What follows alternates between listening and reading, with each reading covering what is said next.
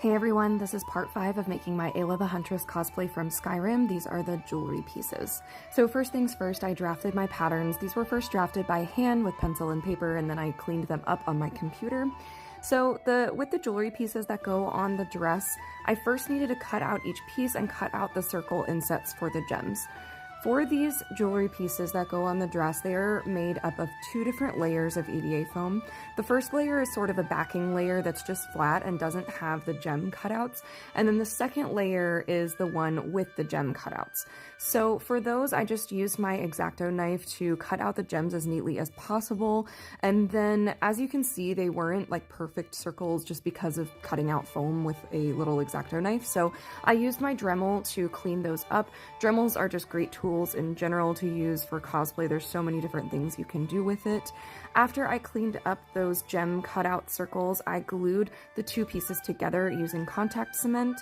And if you're not familiar with using contact glue for cosplay, you can watch any of my other videos in this series where I talk about it a little bit more in depth. After everything was glued together and cleaned up, I used my Dremel again to create the hammered metal texture that's on all of the armor pieces.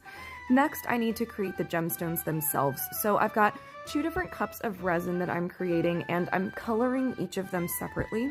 One of the gemstone colors is like an aquamarine, and the other one is sort of a limey green. That one took a little bit longer to get to a shade that I was happy with, but in the end they both came out well. And resin takes about 24 to 48 hours to cure, so you just need to make sure you can leave it in a place where it won't get disturbed and it can dry evenly. So after all my gemstones were dry the next day, I am super gluing them in place.